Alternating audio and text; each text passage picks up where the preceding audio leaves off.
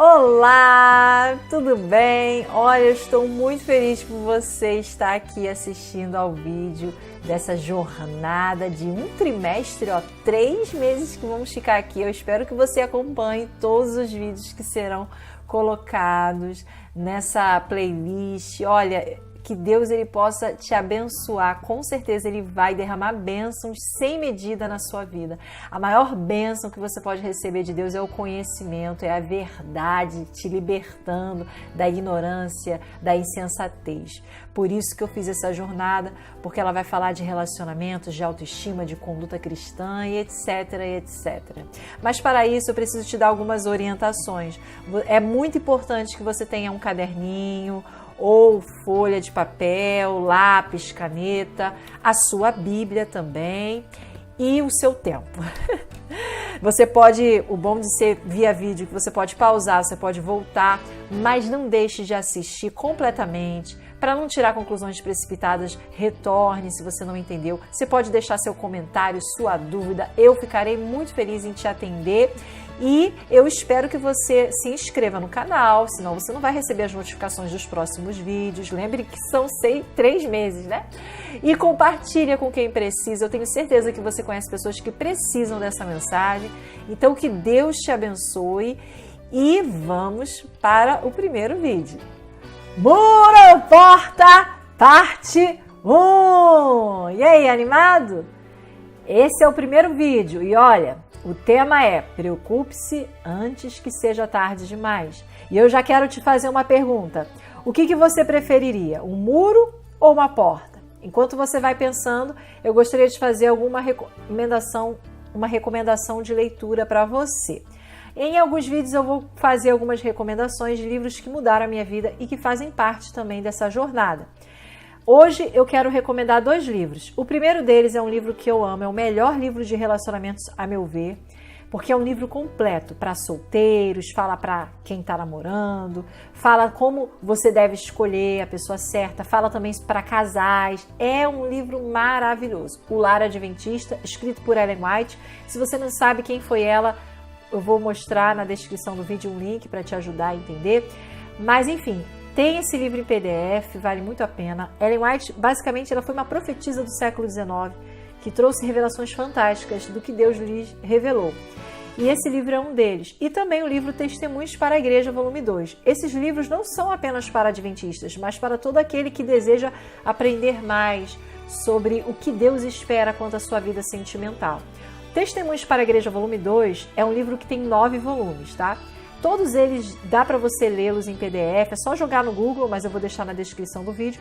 Porém, o que nos interessa é o volume 2, porque ela traz orientações, conselhos para as pessoas de sua época. E muitos desses conselhos dialogam com o que nós veremos ao longo dessa jornada, ok? Então vamos lá. Vamos agora ver de onde saiu esse tema muro ou porta. A base dessa pergunta se encontra em Cântico dos Cânticos, capítulo 8, versos 8 a 10, ou Cantares de Salomão, é a mesma coisa. Esse livro é um livro bem singular, porque é um livro altamente poético, é um cântico, né, como o nome já diz, do rei mais sábio que já existiu aqui na Terra. Ele fez esse livro cantando seu amor pela jovem camponesa sulamita. Mas eles não são os únicos que participam do cântico. Tem a voz dele, a voz dela, embora ele tenha sido o autor do livro, tem uma voz feminina, é a mulher quem mais fala nessa poesia, mas também existem terceiros que participam, que a gente vai ver inclusive nessa passagem que vamos ver aqui, tá? Então vamos lá. No verso 8 diz assim: temos uma irmãzinha que ainda não tem seios. Que faremos a esta nossa irmã no dia em que for pedida? Se ela for um muro, edificaremos sobre ele uma torre de prata. Se for uma porta, cercá-la-emos com tábuas de cedro. Versículo 10. Eu sou um muro, e os meus seios como as suas torres. Sendo eu assim, fui tida por digna da confiança do meu amado. O que é isso? Vamos por parte. Hoje nós vamos ver o versículo 8. Vamos lá. Olha o que diz o versículo 8. Temos uma irmãzinha que ainda não tem seios. Alguém no plural diz, temos uma irmãzinha que ainda não tem seios. E a gente vai ver que essa irmãzinha é justamente a sulamita, porque no verso 10 você vai ver que é a voz da esposa. O verso 8 é a voz do coro, que são esses terceiros que participam, que eu comentei. Que nesse caso aqui, são os irmãos da Sulamita, que falam que eles tinham, né, ela quando ela era novinha, ou seja, quando ela era uma criança, uma pré-adolescente no máximo. E eles dizem, que faremos a esta nossa irmã no dia em que for pedida? Pedida em quê? Casamento, né? Ou seja, nós vemos aqui que os irmãos da Sulamita se preocuparam com sua reputação e com que tipo de vida ela teria diante da comunidade. Eles dizem, que faremos a esta nossa irmã no dia em que for pedida? Notem a preocupação. Talvez você se pergunte, por que eles estão preocupados com isso? Na época, na cultura oriental, os irmãos eram os responsáveis pelo bem-estar da irmã quanto aos arranjos de casamento. Não eram os pais que tinham essa responsabilidade, mas os irmãos em si. Eles tinham essa comissão de preparar a irmã para o casamento. Pode ser estranho para nós, mas isso era cultural. E nós temos exemplos assim na Bíblia. Nós temos o caso de Labão e Rebeca. Quando Eliezer foi falar com Labão, ele falou com o irmão de Rebeca. Labão não era pai de Rebeca, era o irmão dela. Ao pedir a mão dela, né, para ela casar lá com Isaac, ele falou com o irmão dela, Labão. Tem o caso também de Diná e os seus irmãos. Então, isso a Bíblia comprova, que eram os irmãos que tinham essa preocupação, pois eles tinham essa responsabilidade e se preocuparam com isso. E as irmãs, no caso as mulheres, elas eram preparadas para o casamento. Assim que menstruavam, elas entendia-se na cultura que elas já estavam prontas para casar. E assim, antes mesmo dessa irmãzinha atingir corpo de mulher, né, ela ainda não tinha seios, então ela ainda não estava desenvolvida, eles já tinham essa preocupação. E você? Você que é pai, você que é mãe, você que é avô, avó, tio, tia, você que tem algum menor de idade sob sua responsabilidade. Você tem se preocupado com os seus filhos no que se refere ao futuro deles, seja matrimonial, profissional, principalmente espiritual? Veja só, adolescer é crescer. A palavra adolescente é derivada do verbo em latim adolescere ou adolescere, tanto faz, que significa crescer, desenvolver-se e atingir a maior idade. A adolescência, portanto, é o período de crescimento, tanto físico quanto emocional e espiritual. A palavra em si ela já tem esse valor semântico de crescimento. O atingir a maioridade era mais da cultura romana, né? Já que a palavra vem do latim, mas isso não nos interessa aqui. O importante é sabermos que essa palavra indica crescimento, desenvolvimento em todos os aspectos. Porém, nós sabemos que não é fácil se desenvolver, crescer, sem que haja os erros naturais que todo adolescente, que muitos adolescentes cometem, de acordo com a faixa etária. Isso é natural. E aí eu te pergunto, se a adolescência é o período de crescimento, se as faculdades mentais do adolescente ainda não estão plenamente maduras para assumir determinadas responsabilidades, será que seria um bom momento para o adolescente começar a namorar? Enquanto você vai pensando aí, veja só o que essa notícia da BBC News, é um pouco antiga, de 2018, nos mostra sobre a adolescência. A adolescência agora vai até os 24 anos de idade e não só até os 19, defendem cientistas. Eu não vou trazer os detalhes da notícia, vou deixar na descrição do vídeo, mas olha só isso, gente. Agora a adolescência se estendeu. Por quê? Porque a tecnologia está alterando a mente das pessoas, esse mundo globalizado. Então a maturidade, consequentemente, também está sendo tardia. Por isso que eu trouxe aqui essa notícia, né? Então, é algo para nós pensarmos. Como que está a sociedade atual? Nesse mundo que vivemos, há essas mudanças. E Ellen White, no livro Testemunhos para a Igreja, volume 2, no capítulo intitulado Apelo à Igreja, que é um capítulo fantástico, ela faz um apelo a todos, jovens, pastores. É um capítulo extenso, mas vale a pena lê-lo do início ao fim, tá?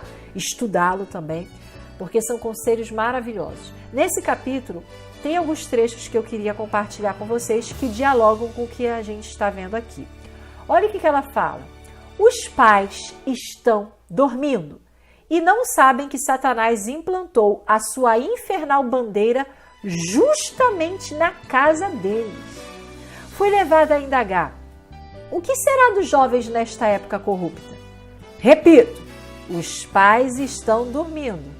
Tem algum pai ou mãe dormindo aí? As crianças estão enlouquecidas com apaixonado sentimentalismo e a verdade não tem poder para corrigir o mal. Que verdade é essa, gente, que não tem poder para corrigir o mal? Agora, olha o que ela diz em outro trecho. Satanás controla a mente dos jovens em geral. Que coisa, hein? Não são todos, mas em geral, a mente dos jovens está sendo controlada, infelizmente, pelo diabo. E agora ela vai falar aos pais diretamente. Vocês não ensinam suas filhas a exercerem abnegação e domínio próprio. Elas são mimadas e seu orgulho acariciado. Conhece algum pai ou mãe que tem filhas assim? Permite-se-lhes seguir o próprio caminho, até que se tornam obstinadas e rebeldes, e vocês ficam sem saber o que fazer para salvá-las da ruína. Se identificou com isso? Complicado, né? Mas ela também vai falar sobre os meninos. Permite-se aos meninos seguirem seu próprio caminho. Mal atingem a adolescência, já são vistos ao lado de garotas da mesma idade, acompanhando-as até a casa e namorando-as. E detalhe, ela está falando lá da época dela. Já era comum lá no século XIX o adolescente ter essas intimidades com uma menina e já namorá-las. E os pais estão de tal maneira escravizados em virtude da própria condescendência e falso amor a seus filhos que não ousam seguir uma conduta decisiva para fazer uma mudança e refrear seus filhos demasiado ousados nesta época difícil. Será que você é esse tipo de pai e mãe que está escravizada em relação a isso? Veja, falso amor, porque o verdadeiro amor não é dar tudo que o filho quer. Deus faz isso conosco, dá tudo que a gente quer? É dar aquilo que o filho, a filha precisam. Precisamos aprender a amar nossos filhos da maneira correta.